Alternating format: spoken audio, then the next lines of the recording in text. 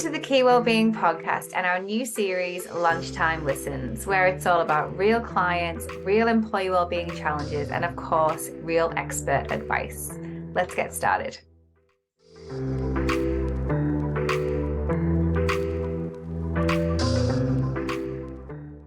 And this week, the topic is men's mental health. With men often renowned for their constant jeers, jokes, and jibes in the workplace, it's easy to assume that everything's okay. But beyond the banter, is it really? There's some staggering stats on men's mental health that suggest otherwise. The latest one being that men are in fact struggling with anxiety more than ever, as found by new Bupa research. We're joined today by the incredible businessman and award-winning digital leader, Dominic Lusardi, to talk about the taboo topic of mental health from a male's perspective. So without further ado, let's dive straight in. So welcome, Dom. How are you? Hi, Marie. I'm great. Thank you. Great to see you. Yeah, nice to see you too. I have to say, it was awesome to see you on the panel last year at the International Women's Day event. Yeah, sorry, no, it was International Men's Day. My bad. International Men's Day event. So yeah, we saw you. It was a Power Women event, and you were on the International Men's Day panel, sort of talking about men's mental health and just opening up those conversations. Did you enjoy that? I did, yes, actually. Yeah, I thought it was a really important day, and just the feedback we got from everybody in the audience as well was really palpable. You could see that it was a conversation that everybody wanted to have. Yeah. I was trying to break down those barriers to make it allowable to have that conversation and not in a judgmental way. Yeah, absolutely. And I think that the way that you spoke at that event was really great. I think just sort of paving the way for people to be open about some things that might be a little bit uncomfortable for them. And it's just really great to have, role models like you in the business community who are willing to speak up about that. So good work. Yeah, no, it's something that, as you know, I hold dear to my heart. I think, to be the best business person you can, you need to be there both in heart and mind, and so you need to be able to explain how you feel and be able to do it without judgment. Yeah, absolutely. Well, there's many studies out there that tell us, and maybe some people would agree with this just in their own colloquial environment and kind of understanding of men, but there seems to be a slant towards men being less open and less able to talk about their mental health, particularly in the workplace. Why do you think that is? Well, it's a really good question, one that has bounced around for a while, and I don't think there's one answer to it. But yeah, I think there's an element of macho-ness in there. There's an element of not showing you're weak in there. I know from my own experiences of struggling to talk about it, is that you felt like you'd be judged. You put on a bit of a pedestal as a leader, as a business guy who's can take all the punches and keep on running at it. And in all honesty, nobody's like that. So I think there's an element of macho-ness that comes in there, and I think there's an element of keeping appearances and letting that slide a little bit. But I also think that in there it's the language, and it's one thing that I've always felt, coming from the world that things that I do. If we don't have the right language to be able to express how we feel and explain what it means, then it can feel really scary. It can feel something like you're interpreted in the wrong way, or you've used the wrong language, and people are going to hang on every single word that you've said. And in actual fact, it's quite a lot of getting it out and trying to massage what it is you're saying and understand it from your own point of view as well. So I think for me it's always been the key thing of if we can all speak the same language, if you break down those barriers. But I think guys really struggle to find that language that doesn't affect their macho-ness or their impression of the person they think they are. Yeah, sort of threaten who they think they are, the mask that they're sort of wearing every day. Like we all wear masks to an extent, but yeah, that's a really good point. So what would you say to men then that are struggling with their mental health at work and in that work environment? Sorry, excuse me. Well, I think recognizing it in the first place is the most important thing, because it's hard to help somebody unless they want to be helped in the first place. So I think it's being, from my experience, allowing yourself to not be judged and to find a way of expressing how you feel in a way that isn't necessarily asking for a solution or asking for it to be fixed, but just in a way of being able to express it in a way that is non-judgmental. And I think, and certainly what my experience is, men in senior positions often struggle just to have people to speak to. They want to keep up the appearance, they want to keep the morale high, and they don't want the bosses to think that, the boss isn't performing well, so, is the business not performing well?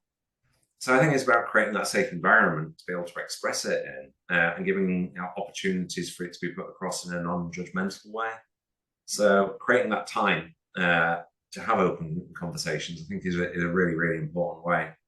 How you do that in the business is, I suppose, different between different businesses, but it's those kind of water cooler moments that you kind of refer to. It's rather than just trying to say what you think everybody wants to hear from you, is actually just expressing it how you actually feel, and then letting people in, because in my experience, when you do that, they'll let you in as well, and it starts to break down those barriers. That's a really good point, and I like what you touched on there. And it's came from a client meeting yesterday, how everyone needs support in the workplace, but then we also need to support those people that are offering the support. So say you've got mental health first aiders, for example. It's like, well, who supports them? And it sort of ripples up and up and up into the organization, generally stopping at C-level. So you're right, like a lot sort of comes up, and it's, where do they go for support? So just having someone they can speak to, or a professional, or opening up to a family member or something like that can really help. Yeah, I'm guilty of it, where I, when I run the business, and when I work in business, I always say to people, don't bring me problems, bring me solutions. What I mean in that sense is very much related to the work problem in there, rather than individual problems. But again, it can be interpreted very much in that, like, oh, you don't want my problems. What you're trying to say there is, it's not that. It's actually trying to say, I'm here to help, but I'm not a miracle worker. Let me know how to help and what you feel like help is as well. And I think that's a really important way of people understanding that when they're actually asking for help, that sometimes they might not know, and it's fine to say, I don't know, I just need to express myself. Yeah. That is a really important way of doing it. Do you think that men sort of want to solve the problem too quickly? It's like, well, if I don't have a solution, I can't open up about it, or even like the person being asked for support, if they don't know what the solution is, they just sort of freak out, because in a lovely way, male energies generally want to fix things and solve things and move things forward, and that's fine, but mental health doesn't always have the solution right there. So do you think that sort of feeds into it as well? Yeah, well, I think you're absolutely right. Men are fixers, and they want solutions. We can be quite I would refer to it binary in our approach, kind of black and white in the way of doing it. Is there a solution? That's what I need to do. But it's a journey that you're on, and there's numerous stops along the way that you're going to have to deal with. And I think there's this want to just get it out of the way with. Like this mental health problem is getting in my way. So how do I get it out of my way quickly so I can get on with the next thing? It's what I refer to the task-based world that we've all got so used to. And mental health is not a task. It's a feeling, it's an emotion. It comes from different ways. And you only start to feel that and express it when you start to open up about it. So, I think you're very right there, is that, guys tend to rush to wanting the solution. But I think that's also a part of trying to show everybody else around them that they're capable, and that, that you can come to them as a resource, and they'll be able to help you out and move that forward, because for the many, many years, that's what us expected of guys. I experienced it myself. I became a dad, and you want to fix the problems. When things come up with the kids, you want to fix the problems, but you realize it's time that's going to fix the problem. It's not anything that I do. And that's been a great learning lesson for me along the way of, you have to be emotionally engaged and start to understand an emotional language rather than a theoretical or operational language. I love that. I think it's a really good perspective that a lot of people will be able to relate to. So thanks for sharing that. Taking it back to the workplace then, what do you think workplaces or employers can do to proactively support the males that are in the in the environment, in the working environment there? Well,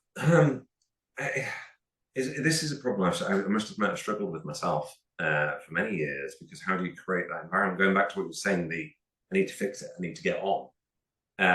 When you're in the work environment, often people just want to get on with their tasks. I want to get on with my task and I want to get home, and I can deal with it when I'm at home. But it's just an ever building. You're compounding the problem. You're not just solving it. You haven't put it off. It's there, and you put problems on top of that. So I think it's for me, about talking about mental health in generally, and not just targeting men as part of it. It's creating a safe environment where there's an opportunity for people to express themselves, maybe a well-being hour, an opportunity, a space where people can just relax. The school I'm a chair of, we have a well-being hour at school where children are able to come in, pick up a book, they can talk to somebody, they can sit with the window open. It's different ways in which you can support them, which then means they start to express themselves in different ways. There are triggers that make us feel comfortable in different ways. And I think it's trying to create a environment that isn't the rigor of the office ringing, the phone ringing. It's kind of a safer environment where almost time is irrelevant. I know that's kind of counterintuitive because you're only giving it an hour in the day, but what you're trying to say is allow yourself to do this, because by investing in yourself, you will become more productive as a result of it. So that time you're wasting there, you'll get it back. What you think is time wasted isn't, it's time invested. Couldn't agree more. And it's funny that you just said there, like, oh, it's only an hour. I think that for many of us, we struggle to give ourselves 10 minutes in a day. To take a whole hour would just make a huge difference, I'm sure. And it's a great initiative as well at the school that you're at. It's lovely to hear. Yeah. I think this was, we spoke about, the water cooler moments. And, in the business, we might talk about, say, the football from the previous night, or you're playing a game. And it's actually starting to open your mind up a little bit more and listen a bit deeper to what the person's expressing themselves, rather than just what they did, but how they felt about it, because that's starting to give you an indication possibly about their own mental state and how their own emotional well-being is. And something that, if your emotions aren't in the right place, working becomes counterproductive. And so I've always felt that is one of the things that if you feel comfortable and you feel happy, you're very productive. And it's, businesses should realize by investing in that, they will actually get a greater productivity as a result of that. Yeah, fab insight. That's really, really, really great. So I want to take it back to you then, actually. So you've obviously given this a lot of thought, and it's obviously something that you're aware that we all have to manage. Physical health is just as important as mental health, right? So what are some of the things that you, Dominic Lusardi, what do you do to manage your own mental health and well-being? Have you got any tips for other male business leaders? Yeah. Oh, good question. I mean, I found out the hard way, I must admit. The way I've done it myself is give yourself those moments that we spoke about, those hours, is actually just go, right, I'm not productive, and I've got to recognize when I'm not productive. I've got to step away from this and allow that void that we're all trying to fill all the time just to be a void. Half an hour's worth of nothingness is not a bad thing. One of my things that I love to do, I go walking with my dog.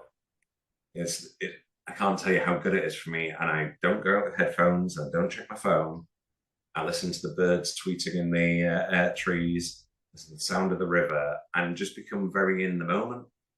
And I found that was a trick that really helped me when everything's building up and I can't quite put my finger on what it is. The reason why is because there's so much volume. Whereas if you sound that out and get rid of it and give yourself those moments when you actually go back to it, the first thing that comes to your mind is generally the thing that is really dragging you down.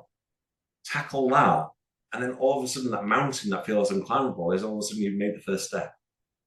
And you say it all the time, is kind of, we all try to say is take baby steps, but we look at those tasks and it's like, go from here to here.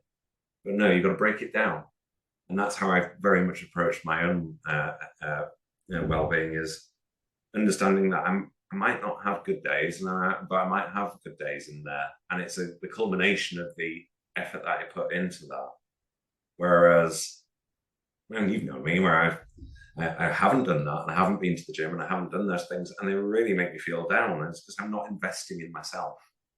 So the thing that I would really encourage anyone to do is just take that moment to invest in yourself. The better you are, the better you are for other people, and try to get rid of the guilt, because there is a big, strong part that I recognize in myself, which is the thing that held me back, and other people around me, is almost a guilt complex of, I can't feel bad. I don't have time to feel bad. No, that's not up to me. Everybody else can do that. I feel guilty for doing that. And actually, no, not guilt. It's allowing yourself to be in the moment and seeing what it does for you, and trying to realize that feeling of guilt might actually be just a feeling of uncomfortableness of something you've not done before. What a great insight. Yeah, that's a really good tip. I think that it's funny, isn't it, that we never really allow ourselves the time just to stare into space, or not be productive, or just to sort of be. So taking that time out is super important. We almost look at people strangely, don't we? Like, well, that person's not looking at a phone, they're not engaged in anything. Like, what's happening there?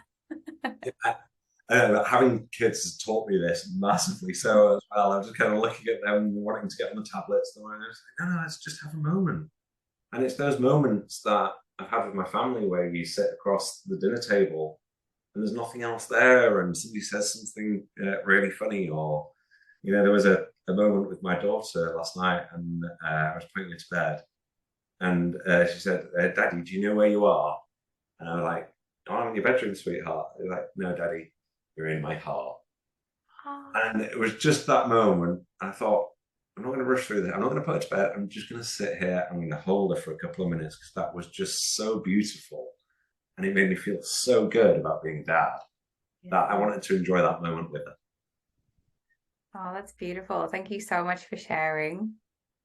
Oh, that's okay. It's my kids are, I love my girls. I'm very lucky to have two wonderful young girls that are the apple of my eye, and really keep me going. But also, they look after me. If they see me looking sad, they'll come and put their arm around me. And I've learned how to express myself to my children as well, rather than hold it back. And I've got to be this hard-nosed business guy that's always on it. I'm just going, no, actually, I need to show that there are times when I'm not on form. There are times where I feel down, and it's okay to express that. Love it. Thank you so much.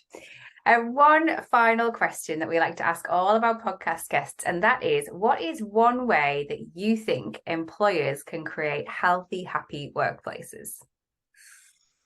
Oh, now this is a really good question. I think recognizing that you need to invest in it is probably the first thing I would say, is realizing that this isn't about trying to take time away from people. I've said it previously. I think businesses misunderstand the productivity that can come around from investing in well-being. And if companies were aware that increased productivity and increased happiness in the business actually leads to an increased bottom line, then that's where we start to see that big change. And I would like for businesses to recognize that when you come to the office 9 to 5, we don't all work from the very moment you're in to the very moment you leave. There are moments in there that you have where you interact, and actually valuing those moments as investing in your staff, lifting their morale, and recognizing what makes them happy and what doesn't make them happy is a way to engage your team much better. It's almost a tool in itself for driving ambition and growth within the business. Absolutely. Thank you so much for that. That's a really good tip. So where can people find out more about you and your work and what you're up to at the moment? Well, so in various few places. I must admit, I do a full gamut of things at the moment. I'm from governor at Middlesbrough College, chair of my children's school. I work with 5 SMEs in a supporting role, and work at Durham University. So probably doing less a little bit at the moment, and spending a bit more time updating my website to say what I'm doing. But if you were to have a look on Digital Thinkers, that's kind of a summary of the work that I'm doing. But I'm very much still active in the Northeast, and really just trying to help the creative and the tech sector, just keep on pushing forward and creating that presence that I feel like it really has a massive impact in the rest of the country. It absolutely does. And we're very grateful for you pushing forward that agenda and pushing forward that awareness of the digital sector in Teesside. It's much appreciated as a woman in tech. Much appreciated. Absolutely. I can't help myself, to be honest with you. There's so many good companies and so many good people like yourself in there that it's easy to do. It's not a challenge. It's actually easy to do, which is why it's great to be involved in that. Well, thank you so much, Dom, and thank you so much for your time today. It's been an absolute pleasure to speak with you as always, and we look forward to catching up with you soon. You're very welcome. Thanks for asking, Marie. Thanks. Thanks for listening to the Key Wellbeing Podcast. Don't forget, we've got a whole library of free guides, toolkits, resources, and fortnightly lunchtime listens just like this with an epic lineup of guests, all to help you to create a healthy, happy workplace. Find it all on our website, www.keywellbeing.co.uk.